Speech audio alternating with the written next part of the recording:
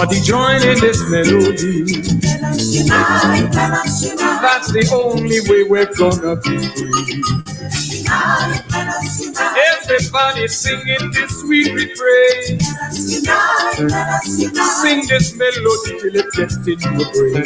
Well, I'm talking to you, Muslim, Christian, and Hebrew. Anything to do, we got to unite, or else we are through. Let us unite, let us unite. Everybody singing this sweet refrain. Let us unite, let us unite. Sing this melody till it gets in your brain. Unite, let us unite. Everybody singing this melody. Let us unite, let us unite. That's the only way we're gonna be free. They're united in Ghana, Guinea, Mali, and Nigeria. All over Africa, the people are getting together.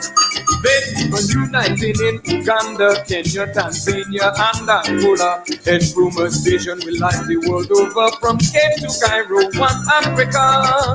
Unite, let us unite. Everybody singing this sweet refrain. Let us unite, let us unite. Sing this melody till it gets in your brain. Let us unite, let us unite. Come on, do it tonight. Let us unite, let us unite. Brothers and sisters, let us unite. There is a need for unity.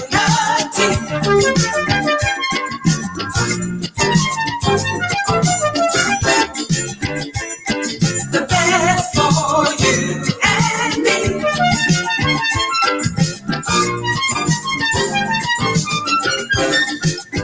There is a need for unity.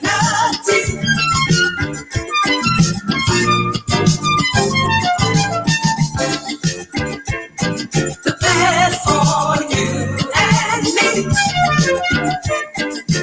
Unity. Everybody join in this melody. That's the only way we're gonna be free. Let us unite, let us unite. Come on, do it tonight. Let us unite, let us unite. Brothers and sisters, let us unite. Well, they're uniting in Cuba, Trinidad, Tobago, and Grenada, St. Kitts, Puerto Rico, and Jamaica. Let us unite in America, the yellow man moving in Asia, the red man awakening in India, the black man rising up in Africa. Let us jump up in America. Ah! Ah! There is a need for unity.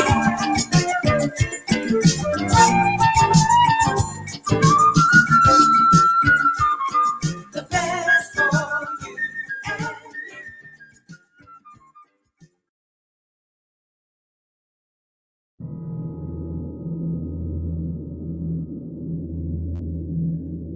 All of the nations of the earth as we speak are angry.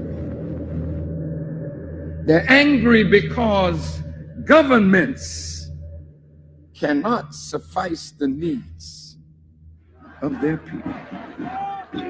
They're angry because a few have gotten wealthy at the expense of the many, and the poor and the sick and the weak and the unlearned multiply. And the value of their lives are diminished by the rich and the powerful, so that when human life is devalued, that in the eyes of man you are unworthy of the gift of life, then it is easy for another human being to take the life of another human being that he or she has devalued.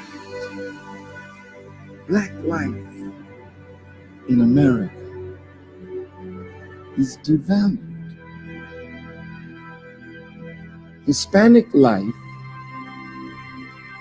is devalued. Even poor white life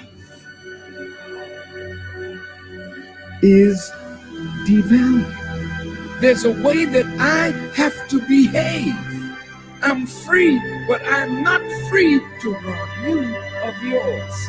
I'm not free to take from you what does not belong to me. So if I will construct my life according to these righteous principles, then between man and man, man and woman, peace. Between race and race, peace. Between rich and poor, peace. We have our beautiful Mexican family. This once was theirs. So you can't say to them they are aliens. That's a horrible word to use for former owners. I see my indigenous family here. Many tribes, but they're really one great nation of people that now must be reunited with themselves. So it's their time now, as well as ours, that God would intervene in our affairs and bring the bottom rail to the top.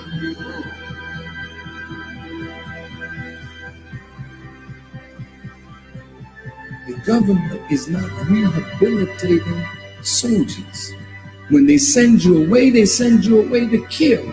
When you come home, they gotta reconstitute you for civilian life again. Make sure you have a job so you can take care of your family, but they're not doing it.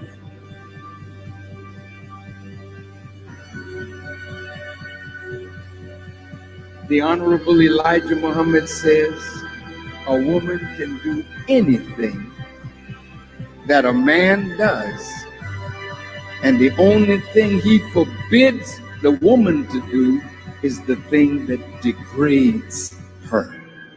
So how high can you go? High as you want to. Why would God allow the female to wear his attributes if you can't be a manifestation of that attribute? Women, you got to be set free. What God has put within you must be cultivated, must be developed, and must be used for the advancement of a nation and a world. I said to myself, Mr. President, why the hell don't you go to the wicked police department? Why the hell don't you stand up and tell them that your killing of black youth and brown youth is not gonna hold no more? Why don't you stand up?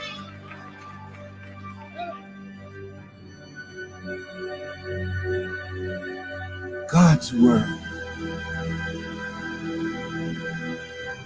is in need of a truth that will set up a government where everybody can live in peace under real freedom, real justice, and real equality.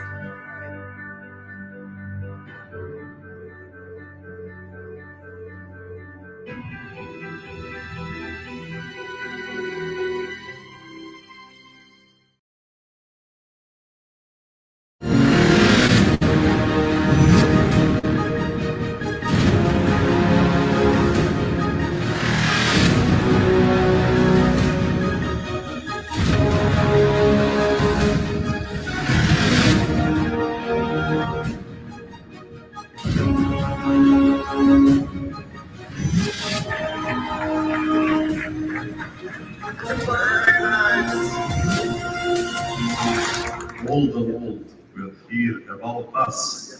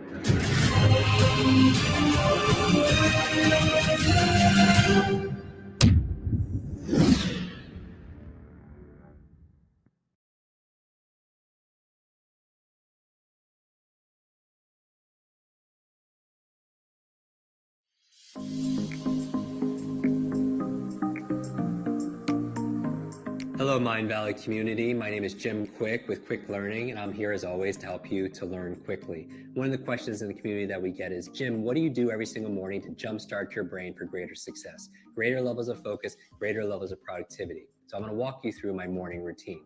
The first thing I do when I wake up in the morning is I have a process to remember my dreams. Now, you're like, Jim, why do you want to remember your dreams? The reason why is often as you spend your day learning and working to solve problems in your work, in your life, and everything else, when you sleep, your mind doesn't stop. Your unconscious mind is still working on those problems, and you come up with incredible insights and solution. The challenge is in the morning, most people don't remember their dreams. So we teach a process on how to do that. The second thing I do after I wake up is I get out of bed and I make my bed. You're like, Jim, why is that good for your brain?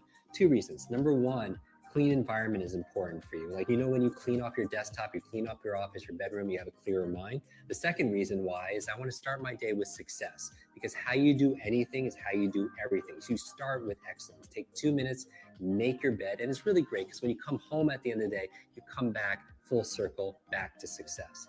The third thing I do is I drink a lot of water. Your brain is mostly water, 80% water, and a lot of people dehydrated. You use so much water, and it's so important for your brain to be hydrated. The challenge is you lose a lot of water when you're sleeping. So I super hydrate first thing in the morning. Then what do? I brush my teeth. You're like, Jim, why do you brush your teeth? How's that good for your brain? What you do is you brush your teeth with your opposite hand. It's been shown that by using your opposite hand to eat or to brush your teeth, as your body moves, your brain grooves. As you brush your teeth with your opposite hand, it actually creates more neural connections inside your brain. So the next thing I do is I do a deep breathing exercise. The other thing besides hydration that's good for your brain is oxygen. A lot of people get tired and they have brain fog, and what do they do with their mental fatigue? And I would say the number one thing is get oxygen in your body. And here's the thing, your brain is only 2% of your body weight on average, but it consumes 20% of the nutrients and the oxygen. So it's so important to do deep breathing exercises. We talk about that in our programs also as well.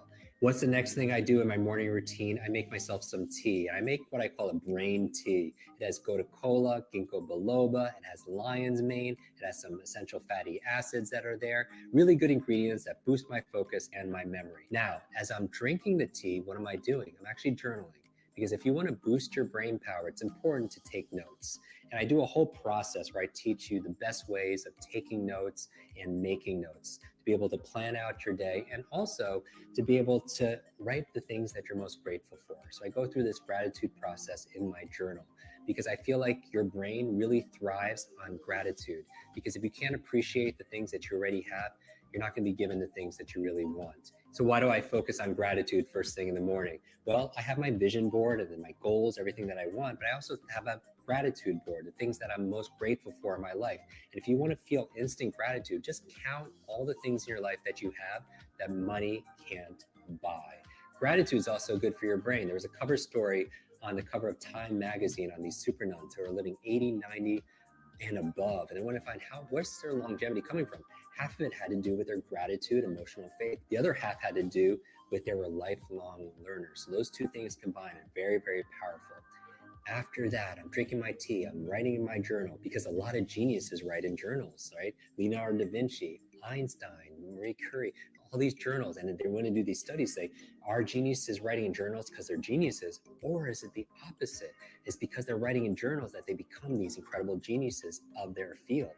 When I'm done drinking my brain tea and writing my journal, the next thing I do is I do some just morning exercises. This is not my exercises for the day, but 3 or 4 minutes of high intensity workout to kind of get your heartbeat going. Because here's the thing, whatever is good for your heart is usually good for your head.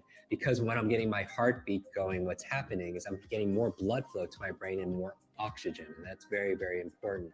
So what do I do next? I make my brain power smoothie. And you're like, Jim, what's a brain power smoothie? There are certain foods that are really great for your brain. And I teach people how to memorize these foods. And what we do is I just put them all in a blender. So certain foods like blueberries, right? I call them brain berries. There are things like avocado, very good for the brain also as well. Obviously hydration, we're going to talk about all those ingredients in another video. So as I'm drinking my brain power smoothie, what am I doing? I'm reading. Right? 20, 30 minutes a day of dedicated reading because leaders are readers. You're like, Jim, I can't read a book a week, because the average person reads only about 1 or 2 books a year. But the CEO reads about 4 to 6 books a month, right? So you want to get to about a book a week.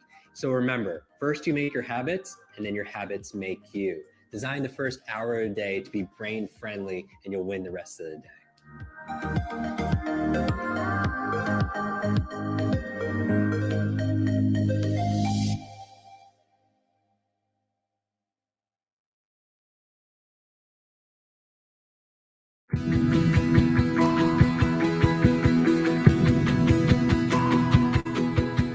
Hi, Michael Yardney here, and welcome to the next of our Rich Habits, Poor Habits webcasts with myself and Tom Corley in the United States. Hi, Tom. Welcome back for another session. Hey, Michael. It's great to be back. Thank you. Tom, today I'd like to spend a bit of time talking about the success beliefs of the rich. We've already discussed in previous sessions how rich people, successful people, have habits that are different to the average person. And those habits come from their conditioning, the things they've learned, the things from their parents, the things they've seen, the things they've heard. And we've also discussed the concept that your thoughts lead to your feelings lead to your habits lead to your actions. So today I'd like to spend a bit more time discussing with you what you learned in your study of the rich people and the beliefs the rich people have that then lead to their rich habits, Tom. So let's go back a step. When did you do your study? Well, I began my study in, I guess, the mid part of 2004, and I finished it up at the end of 2008, beginning of 2009. I spent about 18 months analyzing the data. That took a long time just because I didn't, I didn't understand that this was all about habits.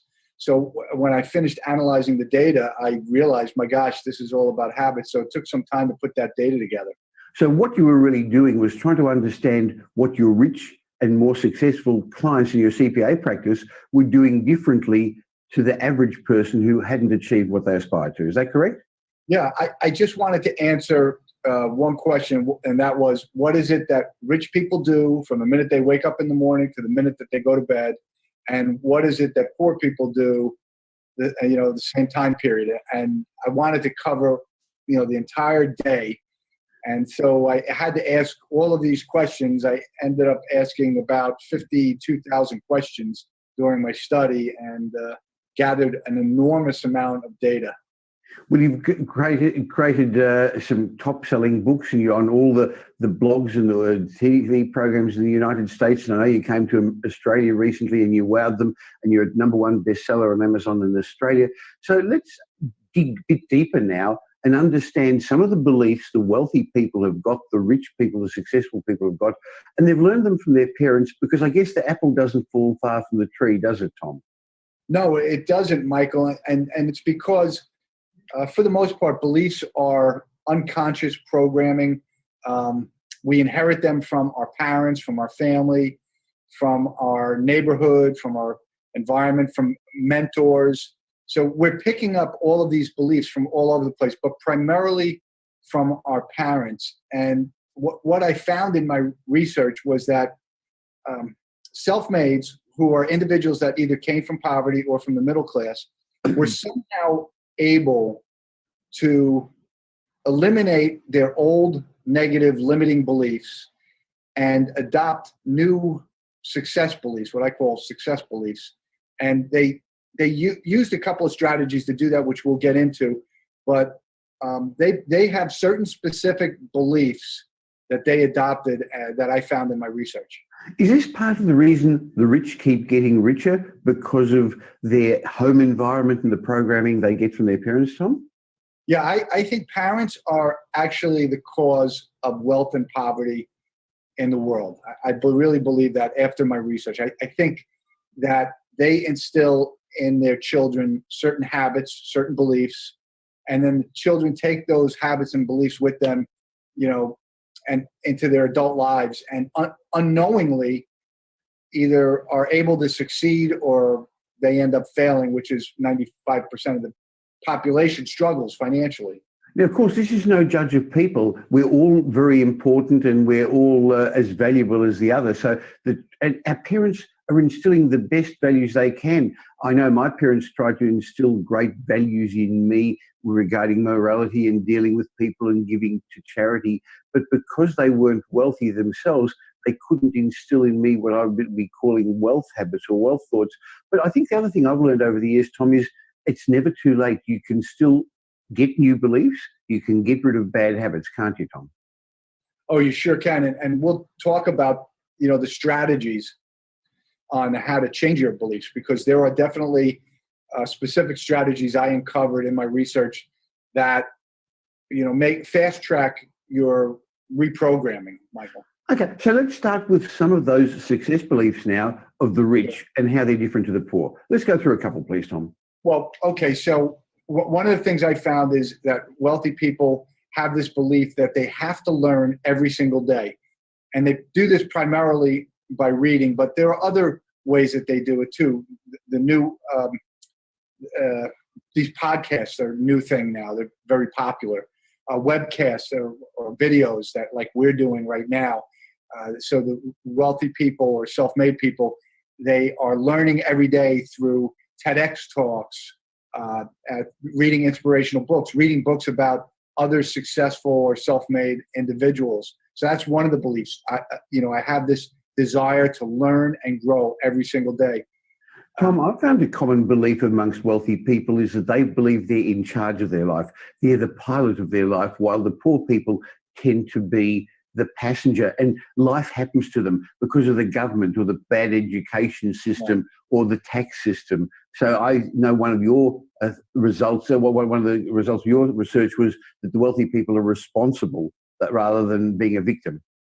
That's right. And that victimhood really is an anchor belief that holds you back in life. It drags you down. And so you're always rationalizing why you're not successful. And it's your parents, it's the government, it's Wall Street, it's rich people. It's you fill in the blank, Michael. It's anything. Also, I've found that wealthy people think differently about money and about other rich people and wealth. Yeah, so wealthy people are the self-made individuals who became wealthy in my study. They had this mindset that money and wealth are good. Now, that's very interesting because I grew up in a household where my mother used to quote Bible passages about how evil money was. So I grew up thinking money is evil. I still struggle with that to this day, Michael. When I think of money, my knee-jerk reaction is a negative emotion. So many people have that dirty money, filthy rich. I can't remember the exact wording of that thing about the camel in the eye of the needle. But the answer is, if you believe you're a good person, and somehow subconsciously there's this thought that rich people are not good, then you're driving around with one foot on the accelerator and one on the brake, aren't you? You're doing positive things to enhance your life, but then you're stopping yourself also because maybe it's not the right thing to do. So yes, I agree with you, Tom, that wealthy people are proud of other people's successes, while you'll often find that poor people are jealous of other people's successes, aren't they? Yeah, that's another important belief, that you're grateful for whatever it is that you have. Now, the poor people in my study were envious. They weren't even thinking about the fact that they had their health, that they had a car that they could drive to work, that it worked. They weren't grateful that their kids were healthy. They were just thinking about, oh, that person has a big house and I don't. I wish I could afford a brand new car. I can't. I wish I had more money in the bank. I don't. So they're thinking always of what they don't have. And the problem with that is subconsciously your brain goes to work and it's trying to give you what you're thinking about all the time. It's directing you along the path of whatever your major thoughts are. So if your major thought is, I don't have X, maybe it's money, then your brain goes to work to make sure that you definitely don't have that, because why would you be thinking that thought if you didn't want it? In one of our earlier sessions, Tom, we talked about the reticular activating system, which is your own inbuilt GPS system. For those viewers of this who maybe haven't seen this, go back to the earlier sessions in these blogs on either Tom's blog or mine or on our YouTube channels, when you'll actually see us talk about this inbuilt mechanism we have that fine-tunes all the information, filters out all the information. So you're right, Tom, if you think good thoughts, positive thoughts, think well about money, you'll be attracted to it. And it's not a metaphysical thing, is it, Tom? It's actually your actions you do, the behaviors you have that lead you to it. Yeah, it's not no new age science about it. It's not nothing spiritual, none of that nonsense. It's all about programming. It's all about activating certain parts of the brain. The hippocampus is a big part of the habit system, the limbic system, the basal ganglia. They're all working together, communicating with the prefrontal cortex, and they're sending messages back and forth based on what your beliefs are. They're guiding you in life. So you, before you even decide to pursue success, you really have to do a little bit of surgery on your belief system. Well, you also have to believe that you can achieve it, don't you, Tom? Because I think a lot of people hold themselves back. Yeah, you know, it was a great story. Is Ben Carson, who grew up in Dr. Carson in the U.S. is very popular. He grew up in the ghettos of Detroit, very poor, and you know, he started reading books. His mother made him read books, and he started reading books about other poor people who became wealthy, and he changed his belief system. He said, well, wait a minute. If they can do it, why can't I do it? If they can rise from poverty to wealth, why can't I do it? I have probably a better education than they do. And he was right. So I think that, you know, that changed his beliefs. Reading books, in his case, changed his belief system. I think Oprah Winfrey is another great example of that, because you really can't be something you can't think about or imagine. So unless you learn about how other successful people have done things, unless you read about how they've done things, it's not in the files in your mind, so you can't think that way. Tom, another difference in the way the rich and successful people think and believe to the poor people is the ideas about risk, about success, and about failure.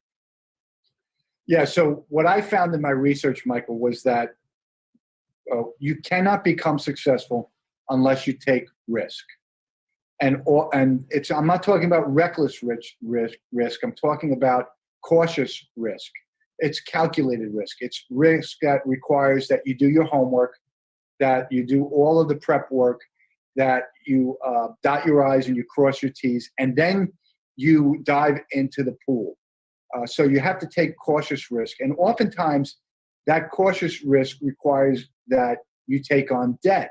Now, there's good debt and there's bad debt. And the wealthy people believe that it's okay to go into debt as long as it's good debt. It's not okay if it's bad debt. And good debt would be debt that you incur to start a business, to pursue a dream, to get an education. Bad debt is, you know, credit card debt, debt to provide for, you know, that you incur because of your consumption habits.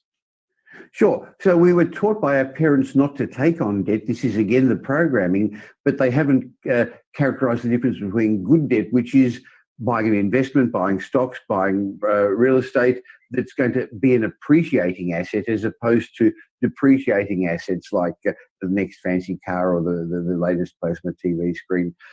Tom, I've also found that successful people have goals and have dreams, and their beliefs are different. They have bigger dreams, they set bigger goals compared to the average person whose goals are just to get on with life. They think day to day, while successful people have long-term goals. They have a long-term perspective.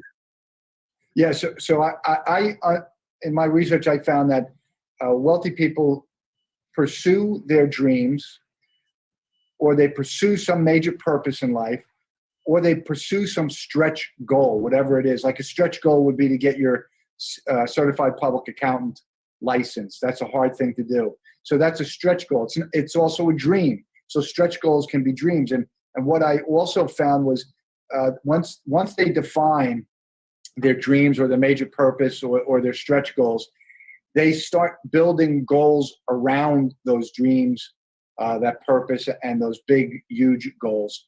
And then they build daily habits around the goals that they built around their dreams. So it's a process. It's like success is a process. And the process for wealthy people is define your dreams, create goals around your dreams, and then create habits that will allow you to achieve those goals. But along the way, Tom, along the journey, things are going to go wrong. And then people get stuck in this concept of I've failed, I've made a mistake.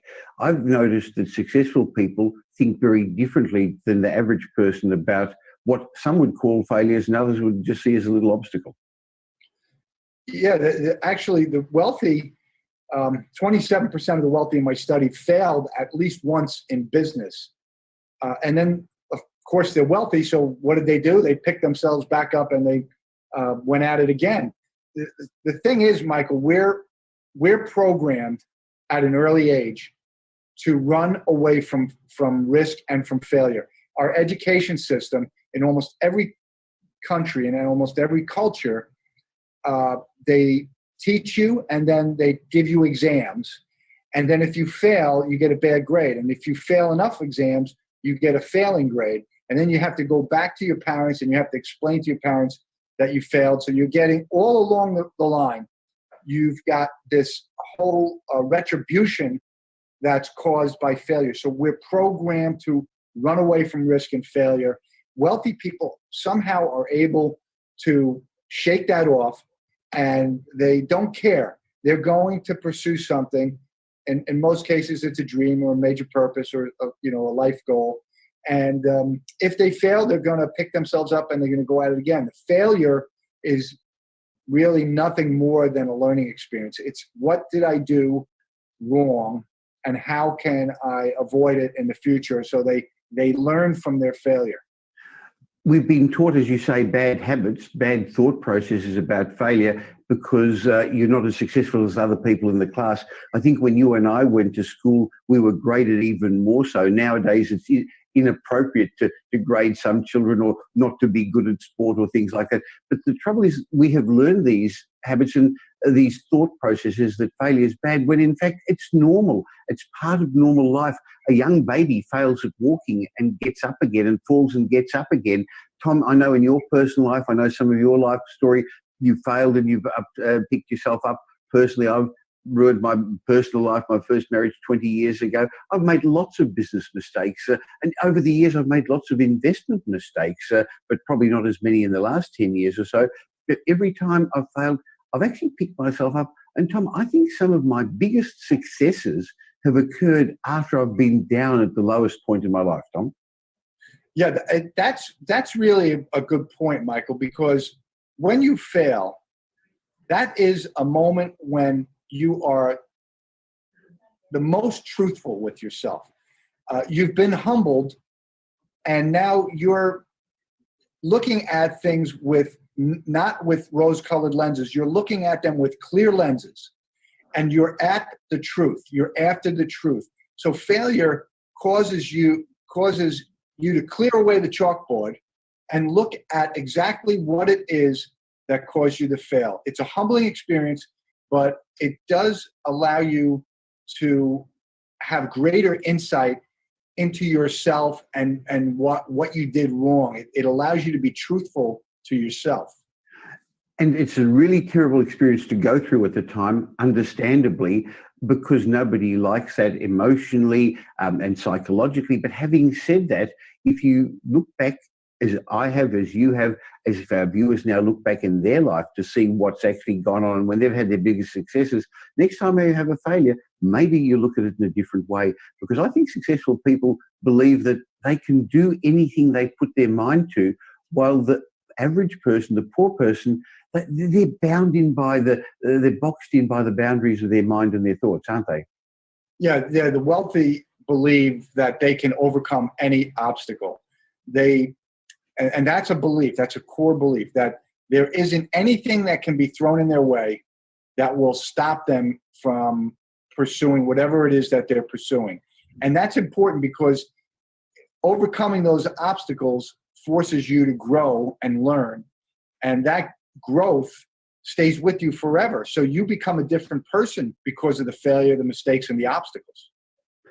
Yeah, Tom, I only want to go through one more belief at the moment because I think we've run out of time in this video session, but I'd like to come back on another session and discuss a bit about how we can unravel some of these non-supportive beliefs, But maybe we could just finish off by talking about the belief that successful people have about contribution, about charity, about helping other people become successful as well. Well, in a lot of cultures, and actually the Eastern culture, they call it karma. But I believe it's you get what you give in life.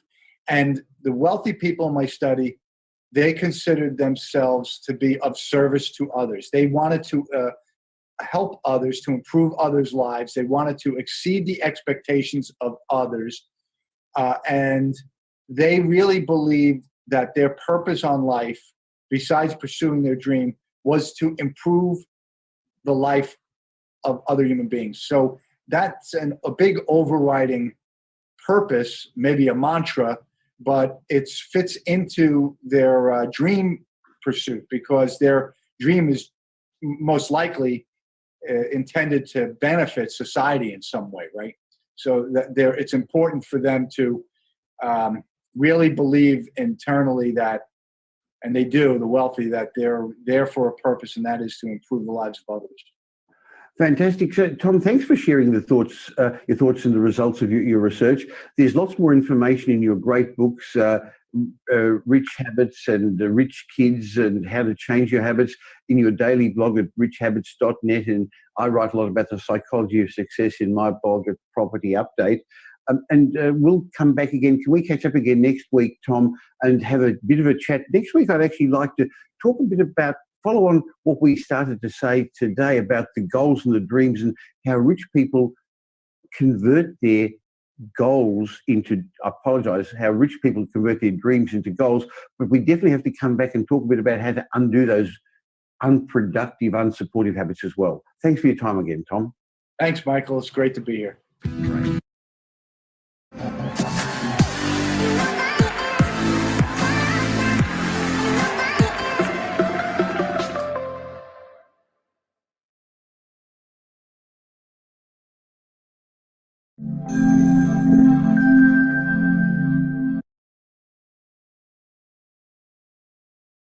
No unity, no power.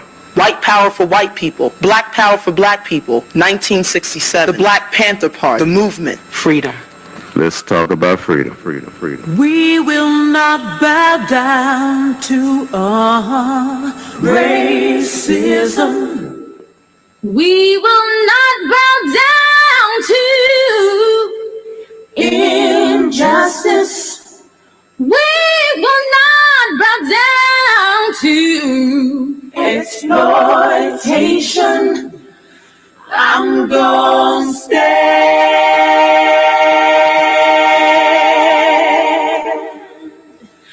I'm gonna stand.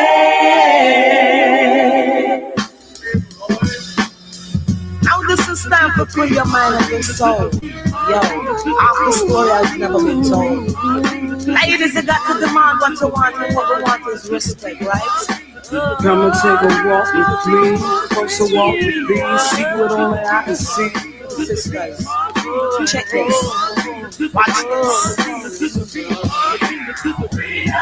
us loose, set us free from all the chains that bind me. Let us run in our own direction. Let us go, set us free from all this propaganda and lies that your people try to teach us. I know why you would like to bring us down, because we have all the devil on you. You try to tell us that our lives don't mean anything, but we know so much better, so we're gonna take up the freedom.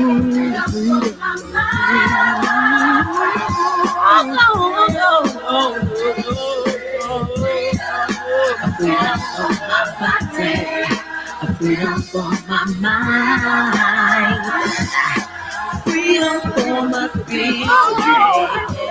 All this time you've been telling us these lies, but now we finally figured out. Okay, yeah, all that we would never wise up, but we'll show the how black female can do. So you continue to keep us away, but no, we ain't going out like that. Oh no, no. All these lies and all this propaganda you want us to take, we're gonna take it. Freedom from my body, freedom from my mind, freedom from my spirit, freedom from my body, freedom from my heart, my soul. I see the fear in your eyes, surprise, so cover it all. I know just who I am and what I wanna do. I can make you run, make you hide from all your ancestors' transgression that you hold inside. Sister, rising up and sing that our time is here. We're taking back what's been ours for years. Let the heaven of a sister embrace you and praise the mother God. All these lies and all this propaganda that you want us to take, we're gonna take out.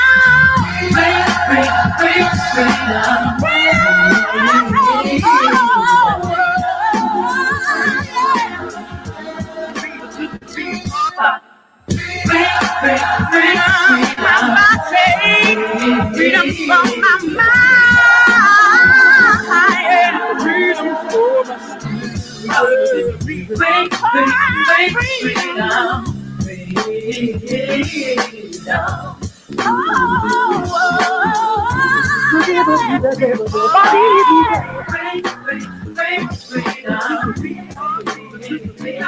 my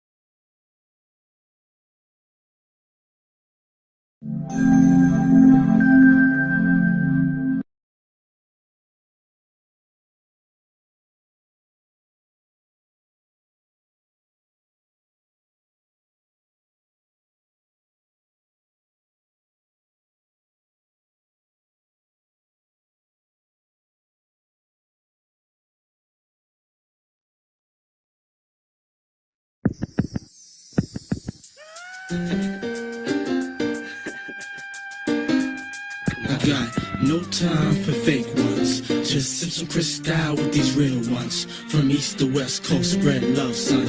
And while you keep talking, we count bank funds. I got no time for fake ones. Just sip some Cristal with these real ones. From east to west coast, spread love, son. And while you keep talking, we should count bank funds. I got no time for fake ones. Just sip some Cristal with these real ones. From east to west coast, spread love, son. And while you keep talking, we should count bank funds. Let's go.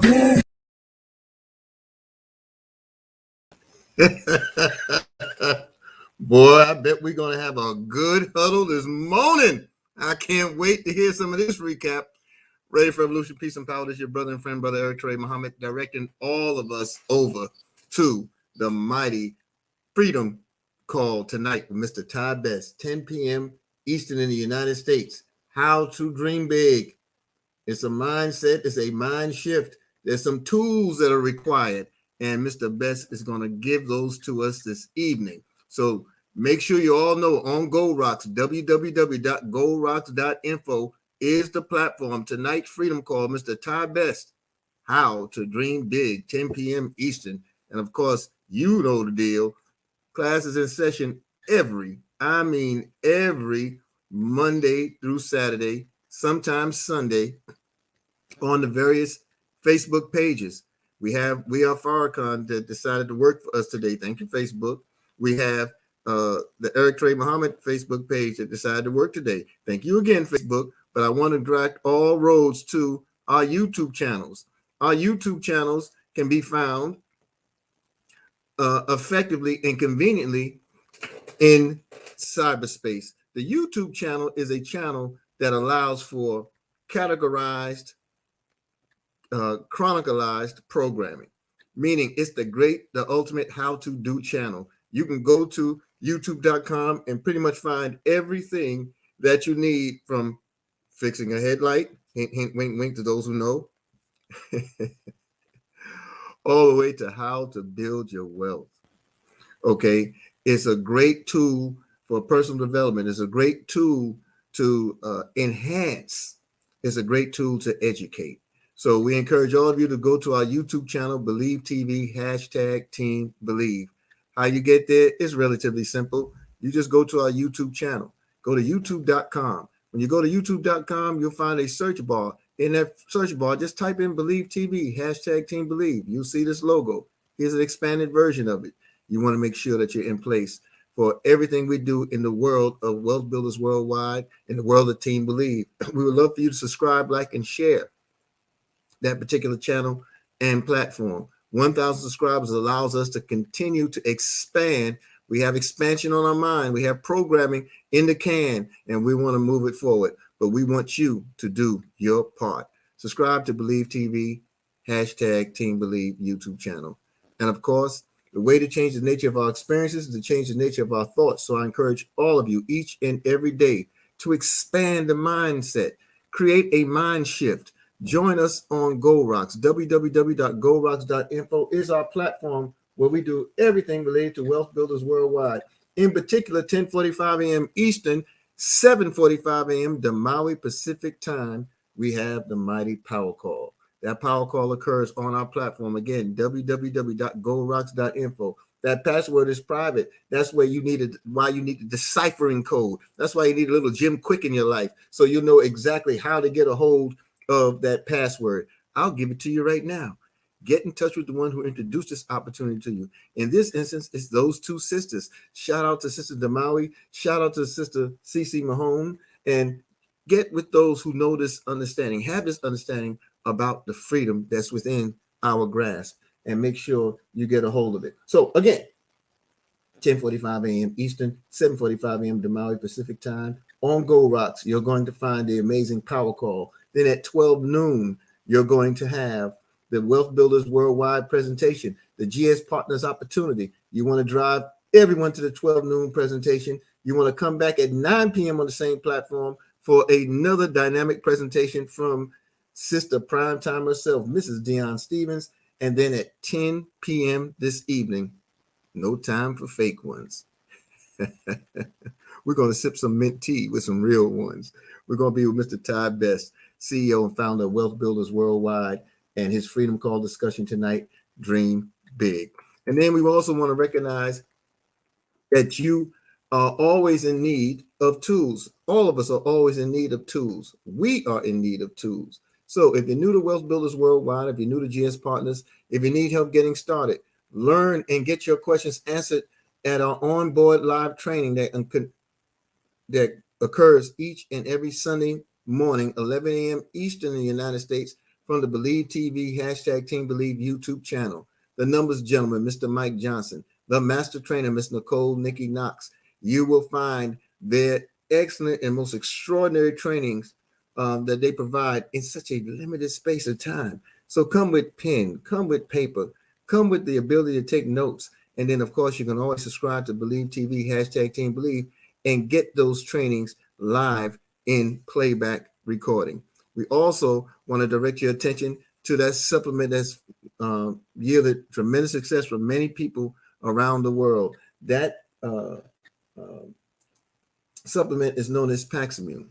Paximune is available to each and every one of you. Just call these three greats here, Mr. Mustafa Muhammad, Miss Roz Range, Mr. Roland Muhammad. Give them a call. Find out how you can get it into your city, into your area, in your neighborhood. More than 180 cities across America are utilizing this supplement. And of course, if you don't know, Team Believe is only an extension of Wealth Builders Worldwide. Wealth Builders Worldwide is a true wealth ministry. okay? And it's designed to provide people worldwide with the tools required to enhance their lives, achieve their dreams, and build massive wealth. And how do the wealthy build their wealth? They mind shift. They continue to exercise that muscle known as the mind, and they produce great content, and they create new things, and they read. You want to read the Dream Chaser Manifesto? It's a dreamer's guide to surviving in a jungle of non-dreamers. Published, written, authored, penned, all that good stuff by none other than Mr. Ty Best himself. We encourage all of you to get a hold of that book. You can find this book at shop.mywbw.net, and you order from there directly, and you'll receive an autographed copy from Mr. Ty Best himself.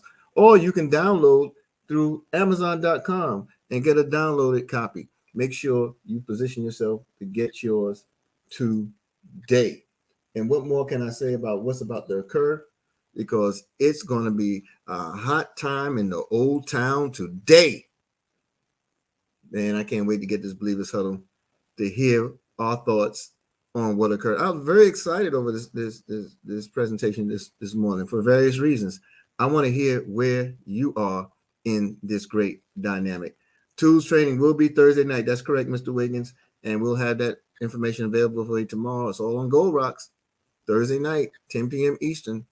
All right. So with that being said, I appreciate your time and attention. I want to direct all of you to the Believers Huddle, hosted by none other than the numbers gentleman himself, Mr. Mike Johnson. And I can see even in his comments, flat out excited.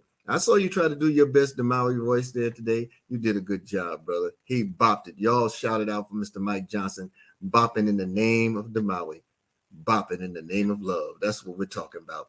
Believers Huddle, 9:15 this morning. We got a little more than 18 minutes to get ready. Go on and get your teas in, get your breathing exercises going, eat with your opposite hand, all that kind of stuff. Get your mind right for the mind shift, for the mindset to create a new reality. Peace and power, family. I'll see us all in the Believers Huddle. I'll see the remainder of us on the Power Call. Forward.